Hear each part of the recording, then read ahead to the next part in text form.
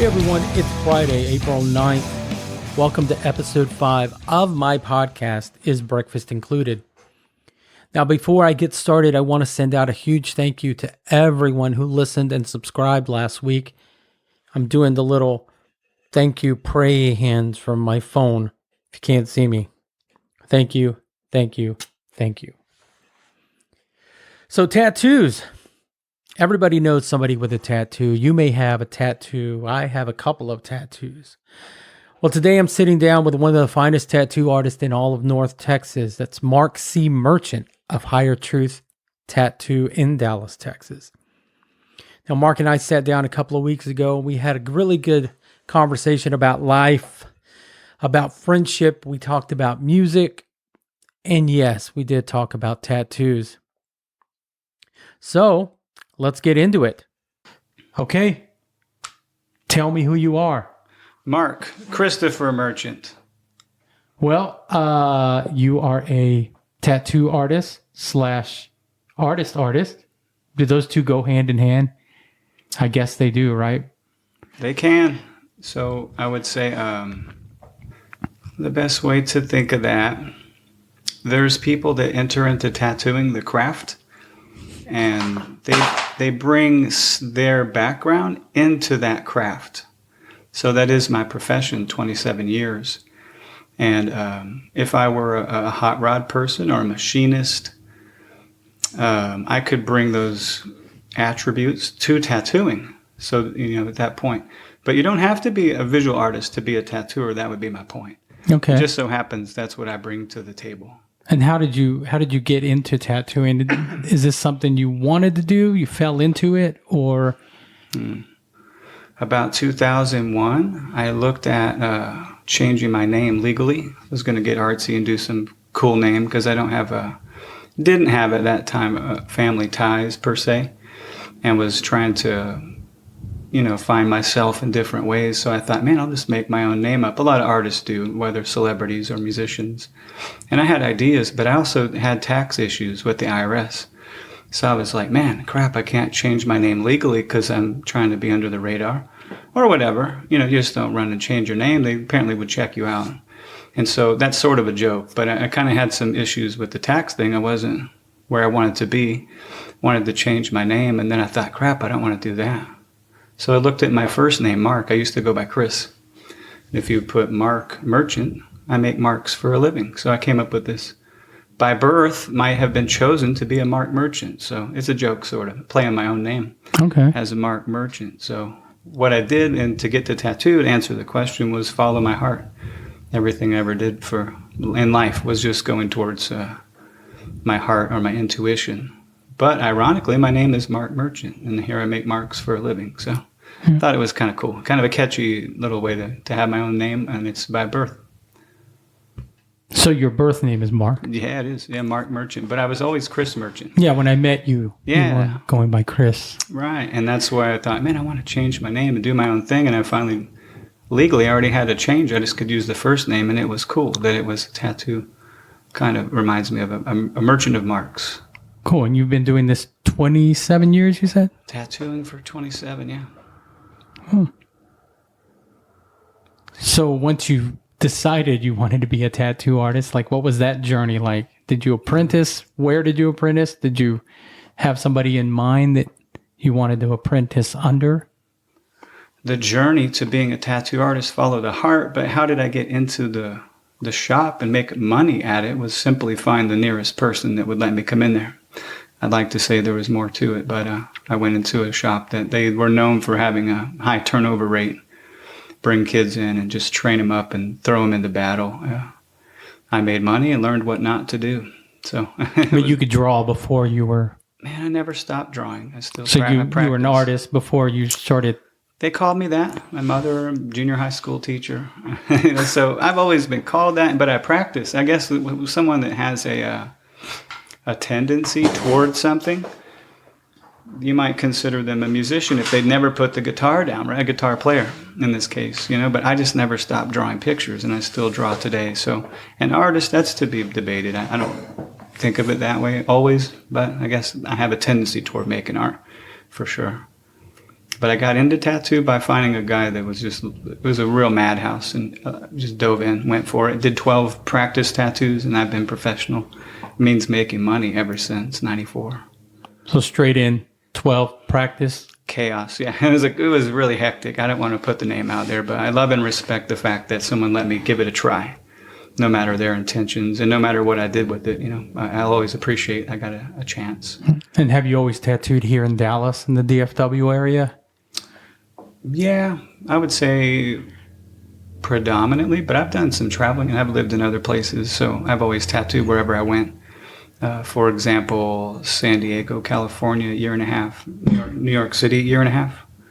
I've tattooed in Louisiana, Arkansas, Tennessee for just a couple months, but really short stints. They call them guest spots or something. Usually a floating, wanderlust, drifting, burning bridges tattoo guy pops into town. Hey, man, I was thinking about hanging around here. It looks pretty cool, either running from something or into something. So my wanderlust brought me to other places, but my heart and my need for something solid and stable has always been Dallas because I'm rooted here. So I have friendships that always brought me back, resources, people I could come back to. So in the younger years, trying to, whatever. I found myself in different places.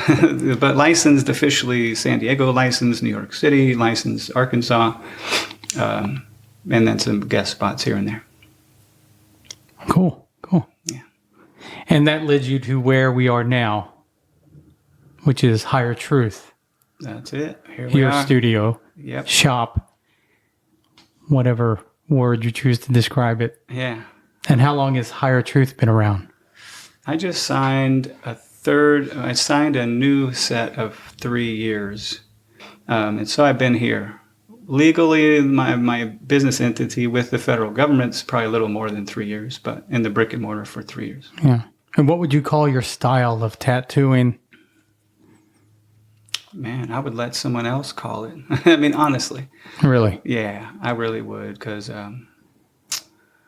you listen to your client and you just they ask you to do something and you just do it?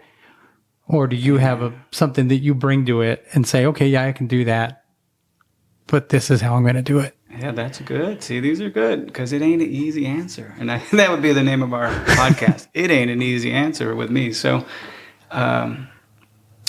if I had to be succinct and cook it down, and can I do pauses and just... Yeah, you can think about it. You keep eye contact. You're really good. Kind of makes me nervous. So I'll drift away and look in the rafters, and I might ponder. But I was thinking this, I'm going to pause and just really get into this because I want to be succinct and helpful. Because if you want to go off on something else, you can as well. No, it's cool. This is comfortable and fine, and kind of expected because I wear tattoos. I do tattoos, and most of my life revolves around it. I have nothing to hide, and I enjoyed the tattoo subject, but it always goes to something deeper with me. Possibly why it's called Higher Truth, because what's behind a tattoo, And there's two people doing it. So a young lady left here earlier today, and I gave her an example of a tattoo I did on a guy in about 1995. I had about a year and a half experience, and it was a Star Wars tattoo, full back tattoo. And it kind of put me on the map for that era. Now I have so many eras that I've done, different things, but in that era, coming in with 1.5 years experience, this guy commissioned me for his full-back tattoo, and the Star Wars prequels hadn't been made yet that I'm aware of. It was prior to all this Star Wars thing. So we're working with old-school Star Wars fan. This guy was diehard, obviously, getting his whole back done. We clicked as people, and the tat was easy and fun, and it became this hit. You can still see magazine articles with it today, and I think the guy that did Star Wars, what's his name? George Lucas. Yeah, I think he gave it a thumbs up or something, and they went on to actually create a small article in a magazine somewhere about these Star Wars tats because they became popular. But my point is, how do I work with the client? Is it just as simple as what style? Not really, not with me. So I did this guy's tat, and if I brought him here today and asked him to take off your shirt, let's see the Star Wars tat, it doesn't quite pack a punch. And we could blame the pigment company. We could blame, I mean, my technique was on, because you don't get the tattoo on there if your technique isn't solid. So I'll give credit. I learned my technique on his back that we tattooed every week for, I forget how long, 72 hours or something, you know. And so I dialed in. I learned a lot about tattooing on this guy's back piece. I didn't really charge him any money. He brought me gifts, you know, like tips. But I explored tattooing, learned it, and we created this friendship. It was real immense friendship. That's a key word. So this will all come back around in a second. Did the tat. It was a huge success in whatever way. I mean, he loved it. I thought it was a success. He went on to be hanging out at tattoo conventions and got awards for it, and he got a lot of publicity for it. Now, my point is that tattoo today, it's 25 years old. Even 5 years ago, it didn't really look as bright. And so there's a real intense, serious point to this to me, because I learned pretty fast that tattoos age and they blur. So the kicker, I've always got these little kicker life hacks, takeaways. Mine and his friendship is like brothers. And so I actually hone in on that connection way more than the tattoo itself. So it's not a style, because he said Stormtrooper full back, and there's already a style for that. There's just the technique and the style becomes secondary, but that friendship is going to last. So that's what I really try to do. It seems a little cheesy or whatever, but when I work, I'm actually trying to connect with that person. And it's a deliberate thing today. In my youth, I may not care, just rock and roll, but we still had to become friends a little bit. We're working with each other every week. Intense pain, and oftentimes money, not during that tattoo. But so you got to find someone you like and tolerate. And if you can go beyond that and really enjoy being around them, that's what he and I did. So we became tight. And then this thing became a success. And it was a payoff for him, all the pain that he endured, you know. And he's wearing this thing he's proud of. The world accepts it. And I'm like loving that he's happy and the world likes it. So our connection's really tight. We don't sit and talk to each other every day, but every year, you know, hey, how's it going? And we say some heartfelt things. We're waiting for COVID to lighten up. We'll probably get out and give the guy a hug. But his tat may have petered out compared to the first year, right? Second year, fifth year, it's still banging, but put 25 on it. Oh, that yellow kind of disappeared. Some of that orange doesn't pop, you know? So, but the friendship shouldn't degrade that connection, in my opinion. So I'll use whatever, by any style necessary, if I got to be that way about it, whatever works for the tattoo connection, for that person to be happy. But I do pull from a traditional Americana or Japanese. That's my main languages I might pull from visually. But I'm just trying to make sure that we're tight as people, humans. For, you know, if someone's let down with something, especially aging, I can't prevent that. You know, so I don't, yeah. Well, you said the tattoo got a lot of accolades for him and got a lot of attention. What did that do for you? It made me hustle and go back deeper into my craft and get really serious, because I think it brought me a lot of attention. But if you looked at my portfolio, it just wasn't there, you know. So at the time, just saying. So I could create this big mural of a tattoo, right, several feet big, and it got all this attention. And I'll always think that people like Star Wars, you know. So I'll always be that guy. Hey, they like Star Wars. But you get what I'm saying. Yeah. If they were ugly, you know, and it just was a subject matter. My Little Pony, you know, might have had a lot less followers and fans, but it blew up because of the subject matter. So I'll always be that kind of tattooist. Was it the subject matter that speaks to people close to home? Or was it the execution? In that case, a little bit of both. I mean, it looked like a movie poster. It was semi-realistic. And hope that answered the question. Yeah, it did. It answered my question. Yeah. Oh, it made me go back into study my craft, because I felt, wow, maybe I'm a tattoo artist, because it feels like, ooh, this magazine thinks I'm a tattoo artist. And I don't know that it's true, but I picked up something in life. You're a musician authority, so I don't want to be in here gossiping about music, but I'm a fan. Somewhere down the line, I read something or heard it that Dave Grohl in his early years of Nirvana maybe felt like he didn't make the cut. And he felt like he was always trying out. He's popular today. We can all say true or false. I don't know the guy. This is just something. But it reminded me that also a lot of my career, I'm always trying to be a tattoo artist.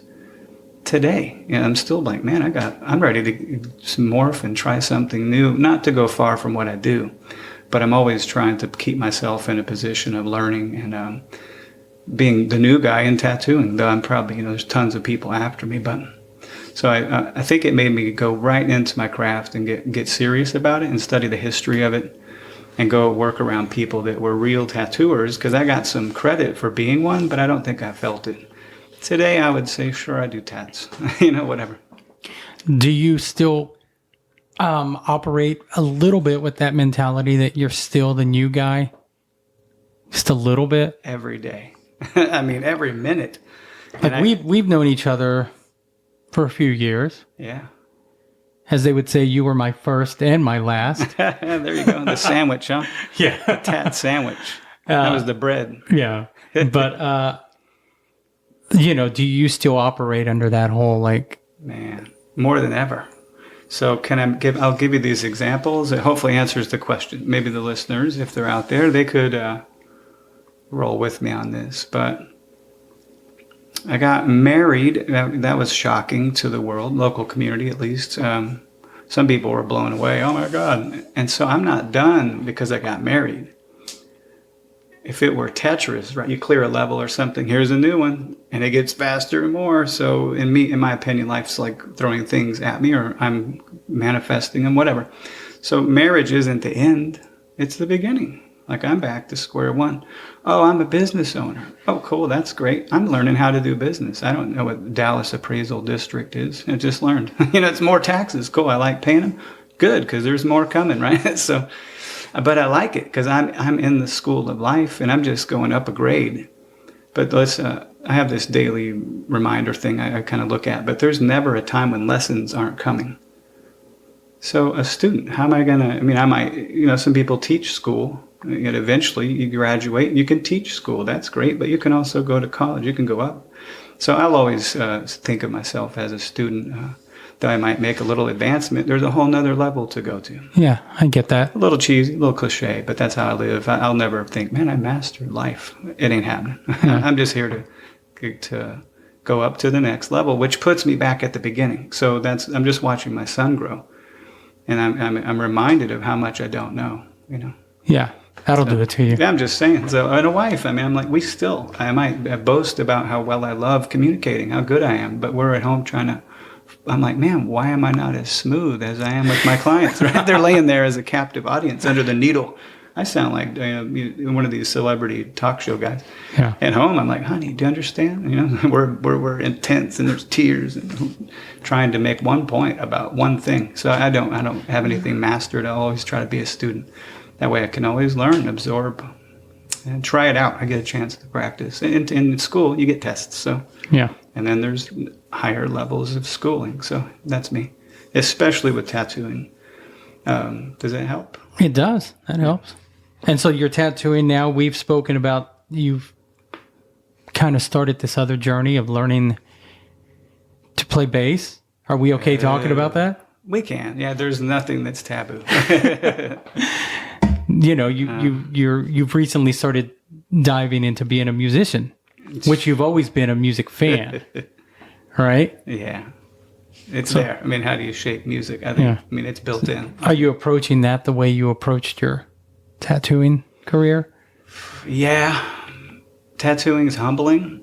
That bass instrument, very humbling. And we're not ever going to be tight, that instrument and I. In fact, I don't pray to it personally, but in a roundabout way, just let me do a little something here that can be therapeutic for me, that I can emote in a different way where I just don't, it's not my forte, so it's foreign, it's exciting, it's tactile, and I'm just terrible personally. But it works because it's a tool to calm me. I see people, grown adults right now, it's not uncommon, as whatever kind of whiz or genius I might appear in the art world, I'm just playing with paintings like every other kid at school right now. But there's adult coloring books. People just go for it. They have those paint nights where you have a bunch of wine and stuff and make a mandala or something, right? I'm actually doing that on the bass. That's what I am to music. So I actually know one of my local favorite, got a ton of favorites, hate to put their names out there, but this guy is just a go-to rock bass player, heavy metal. I admire him and love him as a fan. I don't know him as a human, but I watch his Facebook, and I watched him start painting. And I'm not saying that he isn't good at painting. I'm saying I'm not good at bass. He might, if my whole life has been painting, and that's how I make a living, that's my passion, his has been the bass. So we're just on the other ends of the spectrum. Doesn't mean he shouldn't paint. I shouldn't play the bass. And if either one of us thought that way, we wouldn't use those instruments, or we wouldn't use that medium, you know? So it's beautiful to watch him paint. And I go, I just love everything he does. You know, is it museum quality is my stuff, but it's a medium. We can all use it. So it's very humbling to be experimenting with sound, which I wanted to say. Since 1992, I've been trying to create a loving relationship with that instrument. And it's just been a series of one-night stands. You know, and it's a burnt bridge, you know, and we push each other away, basically. We reject each other, and then we come back together. We have make-up sex. I don't know if that's a real thing. Personally, that's not my style, but I knew people that did that. They fight, and then they have sex and make-up. So I grab the bass again and go at it, and I try to make music through it. But had I nurtured that relationship and truly just paid attention to the practice, all the different things behind the scenes. So I tried to make music, but I didn't have any understanding of what I was doing. So it was love-hate, but I'm trying to force my love on this bass, right? And the bass is like, bro, just learn what you're doing. Come back, use a little finesse, you know, and just play me every day. Why show up at, you know, a port in the storm, they call it, or whatever. You know, I'm grabbing the bass every so often trying to rock out. And the bass is like, man, why don't you just learn this and enjoy it? Instead of come in hot like a flame, just be a slow burning ember. Yeah. Spend some time with me. Man, it's a relationship. Get to know me. I hate to be cheesy like that. That's me. So that's how it is. But I've been tinkering in the closet on the bass since '92. So it's just, that's how it is. But now I've matured a little. Don't tell anybody. And I'm trying to approach it as a healthy relationship where I actually nurture that. So I'll pick it up. And I just sit there and tinker. And I try to be calm and in the moment and not really trying to make a band. So anyway, that's a real long answer, if that helps you understand. No, I'm very helps. humbled with music, but I'll always keep one around. Yeah. But I wouldn't dare. I just asked a guy would he maybe play some guitar with me. If he gave me the songs recorded, I can get ready. It'll be about a year before I'm ready to do one song. So if he lets me practice it for a year, we'll meet up. I don't want to waste his time. So That's what I'm I real used to humble. say. I used to say, well, I don't want to learn a song. I'll just write a song. See, that's how I do. Yeah. But I'm going back into trying to play other people's music and stuff. Yeah. So I'm having a blast. It's definitely foreign. I won't get good, so that's exciting to me. Cool. On to a different subject. Thank you. We just got kind of sidetracked there about the bass. This last year has been kind of crazy on everyone. How did that affect you? How did you handle that? Oh, man. The COVID. The COVID, yeah. And the freaking Dalaska, someone called it, the ice storm to top it off. You know, just when you think you're clear, like COVID was bad. Oh my God, here comes a freaking power outage. More politics on top of it, right? Because COVID is politics at one point. It's medical science. So weather is weather, and then there's politics. Yeah. So I try to steer clear of all the politics. And how did COVID affect me, man? I would have to wait. So you remember, it's called post-traumatic stress disorder. 9/11, they say, a psychologist might, I'm not trained, but this nation might have suffered PTSD as a nation from 9/11, right? Yeah, I agree. I might have to get out of COVID about 4 or 5 years to be able to look back, you know? And I'm in the trenches being a father with a toddler at 47, so it might take a minute. You know, if we get a vacation or a break, I can look back and go, oh man, I'm sane, I'm functioning rationally. That's awesome. Or I'm like, damn, I got work to do. I need to behave and cool it over here. So I think I'm in the trenches with COVID. So I'm not really able to assess fully what it did to me or is doing. But I will say that I have latched on to things that are super important. I was also traumatized, kind of, lightly. I can't assess myself, but it was traumatizing to be in a near-death tornado 2 Octobers ago, holding my 1-year-old and my dogs and the wife. We got pillows on the dog's head, so I was traumatized by that. And what I mean by that, it puts things in perspective. So now I do things and I just don't care about Like, for example, can I go into an example of what I might do prior to COVID, I might have used some restraint. I put on a spiritual mantra when I work here. It's on all the time anyway. But I had moments in my life with the tornado, different things where I'm like, man, you know what? I'm just going to play my cheesy spiritual music. And if the customer is uncomfortable, I'll troubleshoot that. But until then, I'm not embarrassed that I have a mantra playing. That's a COVID. I'm like, we're seeing people pass away. I say we, but I know somebody who died from this, right? Somewhere down the line.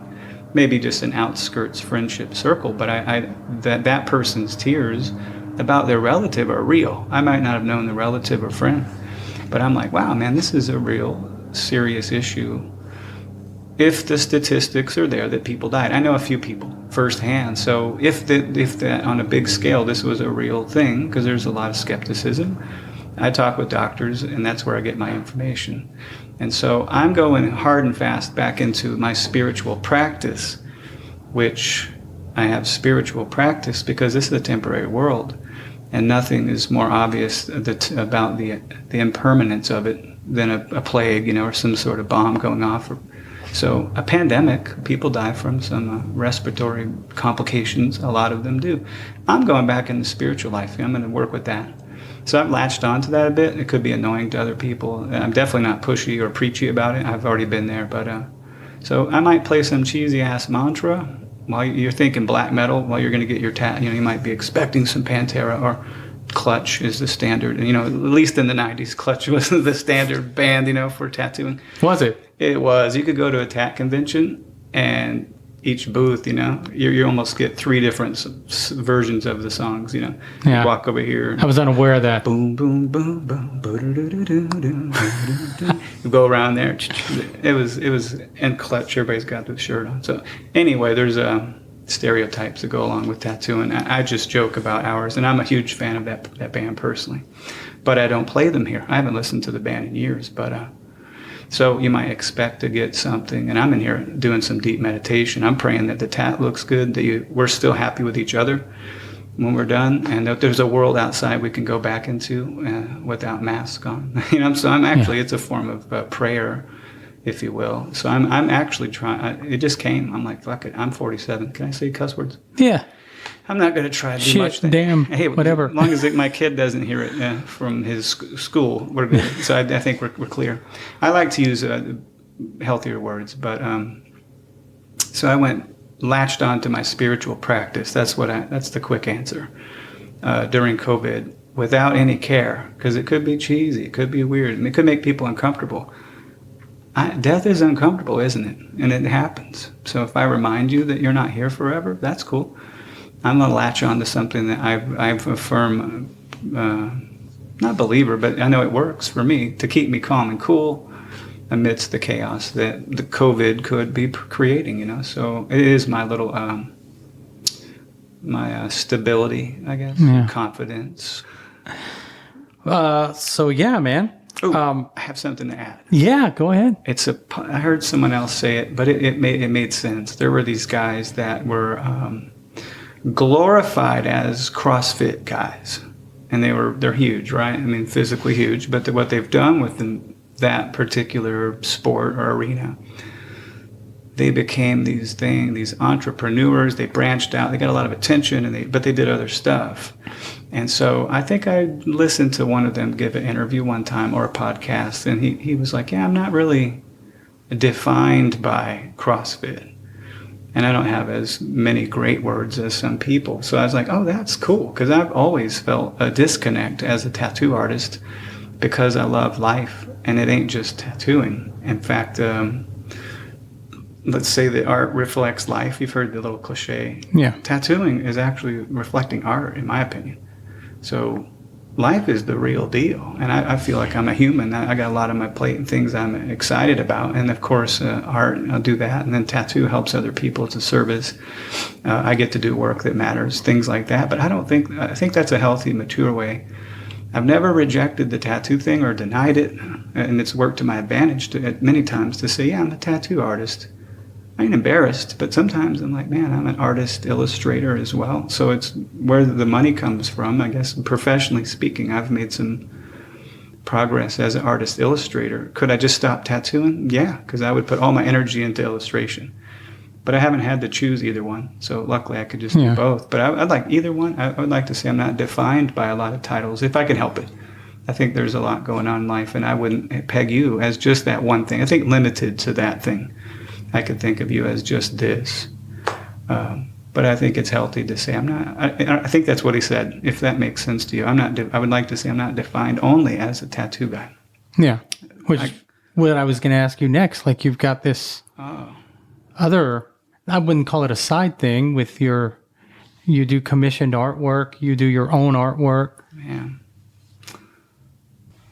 Just a person, that's easy. That everybody could say that. But my passion, for sure. So my art is nothing more than me working through problems, right? I hate to reek of them, but it's true. I was born. What the hell is going on here? This has been fascinating. So to unlock those deeper mysteries, who am I? Where did I come from? Where could I go next?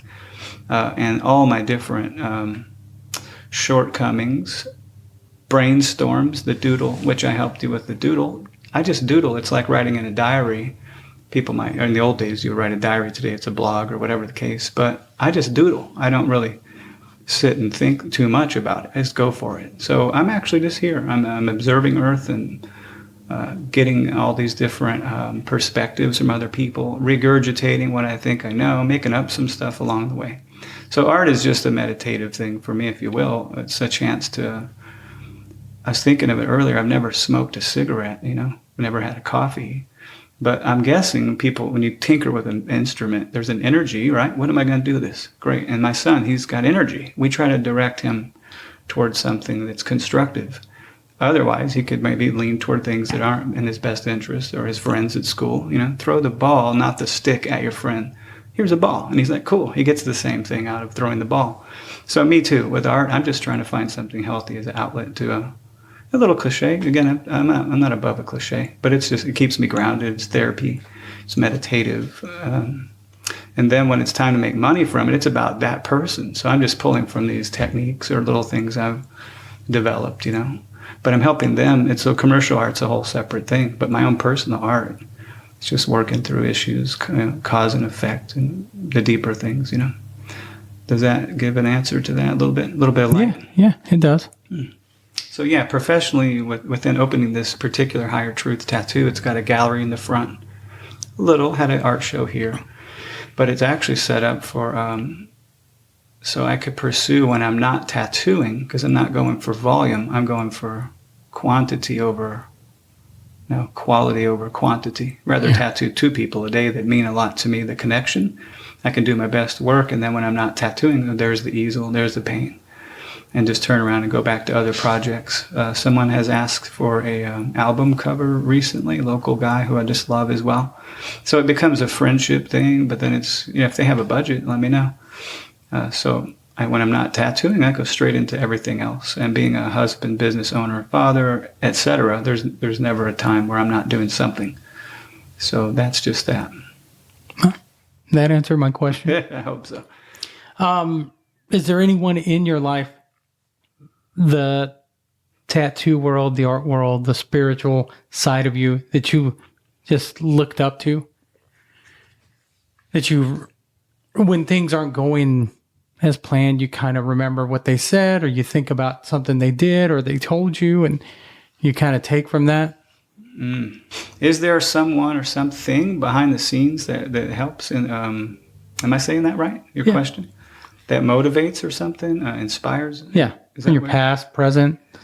Man, the mantra that I chant. So I wouldn't be able to do an interview or talk with anybody these days because, again, I'm back into my spiritual practice. And the more I put into the practice, the more it comes out. That could just be giving credit to our local Krishna temple. So 25 years ago, when I was fumbling my way through this Star Wars tattoo and trying to do good tats other than that thing, that's what I'm saying. I don't think the work was amazing, but I was introduced to the Krishna restaurant. It's called Kala Chanji's. And so I've been eating there 25 years, and that's where the mantra comes from. It took me about 15 years before I even wanted to ask a question. I created friendships through the food and just constantly being there, loving the vegetarian buffet. Switched to vegetarian somewhere down the line, 2000 or 97, somewhere in there. And they're a vegetarian spiritual movement, so I'm like, wow, that's cool. I'll eat the food for now. I'm just not trying to get into the spiritual stuff. Very atheistic back then in my youth, kind of angry as well toward religions, and who knows, I'm very independent, going to do it my way. So after creating those friendships, I started doing some Buddhist practice around 05 to 07. Through Japanese tattooing, I was introduced to Buddhism, vegetarianism, Buddhism, and trying to get something deeper out of this world, right? So it brought me to, read about Buddhism, and then it said, hey, you can read, but you need to practice Buddhism to get the benefit. And so I got into chanting during that 05 to 07. Because in Japanese tattoo, the Buddhism was constantly images, or it was foreign, it was spiritually charged, it was beautiful, it was dangerous. It looked like there was gore, someone with their head cut off, and it's a beautiful poem, actually. So with Buddhism, I was able to ask, who's Buddha compared to what Krishna's doing at this Krishna temple? Where's Buddha come up into this? And the answer hit, and I'm like, wow, okay, well, there you go. And so I just went over to Krishna from Buddha, and it's still chanting, but it's been a real big source of inspiration. So I couldn't talk today without it peeping into the conversation. I have no way to go about it. It's like me saying, yeah, I don't do tats. Let's talk about something else. I'm a Frisbee guy. I'm a damn tattoo guy, right? I'm cool. But I'm a Krishna guy. I chant the mantra incessantly if I can. The world's going to throw things at me that will take my eye off that, definitely. But I pull it back in. So that's what mantra meditation is. And luckily, we've had this town has a really beautiful, spiritually charged community over there. If I can get past the social part of it, because that's where it becomes a religion. So I've never tried to not get into a religion. Excuse me. But the founder of the Krishna temple is the long answer. This guy's name is Srila Prabhupada. And so there's documentaries about him, and unlimited books, and there's just tons of information and community, and you can make friends and be a part of that. So I don't know how to say that what I do today isn't just influenced as much as possible. If I can put the Krishna meditation in the forefront, then everything makes sense that day. When I put that aside and try to do it myself, either mentally do it or bully or force my way around the Krishna thing, I got this. It's like watching my son. I got this. He wipes out, falls off the curb. So I enjoy the spiritual stuff lately, and the founder is Prabhupada. That's what they just call him, Prabhupada. And so his books and the mantra, I'm engaged all the time. And it's not a person who did something materially or politically or even religiously. He actually said, don't worry about religion. Chant the mantra. So that's it. I just do that, and I read his books, which both, they feed off one another. The books say chant. The food says chant. So I just try to chant all I can. Very long answer. No, it was the answer I was looking for. Awesome. Well, man, that's all I got for you. You had them all written down, huh? I had notes. A little bit. I had notes. I would like to get you on this side sometime. So I don't know where I'm headed with podcasts. I always enjoyed the idea. And of course, like you said, everybody's got one. So it's like having a web page or a social media presence. Now the podcast is the norm. I would love to pick your brain and get into that. So, well, maybe next time I'm under the needle, you can just you have my undivided attention. Yeah, I would love for others to have. I noticed also you have such a large group of friends that just love you. Apparently, they were very excited to see what you're doing, supportive. This outpour of support for you. I thought that was beautiful because I don't know you too well. It was very humbling. My God, you're such a humble guy. You're low key, and I'm like, oh, I know him. I'm like, oh, I know this guy. Well, man, where can people find you? Instagram, Facebook, what is it? Let's do it. So all of them, I think so. Let me run through this. There's highertruthtattoo.com, which is linked to the Instagram. And to me, if I can help it for my sanity, they should all be linked. I should just be able to throw some content and it stick everywhere. I don't get into Twitter, twatter. I just do the basics, the bare minimum. And so Instagram, Higher Truth Tattoo as well.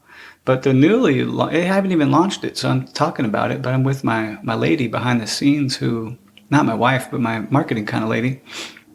I'm putting together markcmerchant.com.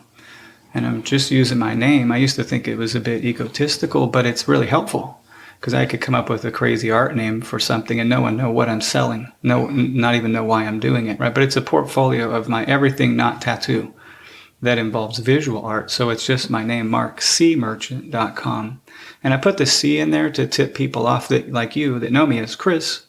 When I transitioned to Mark back in 2000, some people were tripped out. Like, they didn't even think it was me. There's a tat guy named Mark Merchant, Chris Merchant. They couldn't just add that up. So I always put the C in there as Christopher, the person you might have known as Chris. Same guy, same shenanigans. But you could find me on most of those platforms, the basics. Cool. And that'll be launching soon. Mark C. Merchant. It's out there now. It's there. But, okay. We were just trying to dial it in. Little stuff, fonts and colors and whatever else. Functionality. There's some stuff behind the scenes where I really wanted to put together a giveaway or something. People do. They offer a painting. I was going to put together like a pet portrait raffle or something, a giveaway.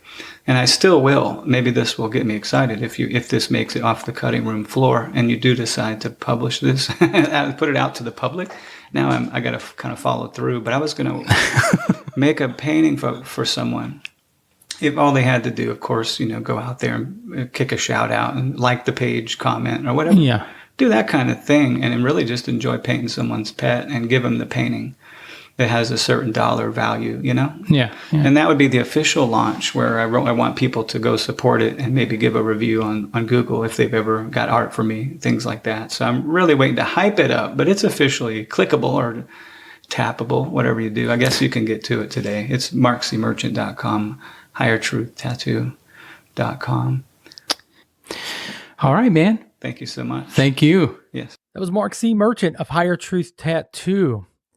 Go check out his website at highertruthtattoo.com and markcmerchant.com and give him a follow on Instagram at higher_truth_tattoo.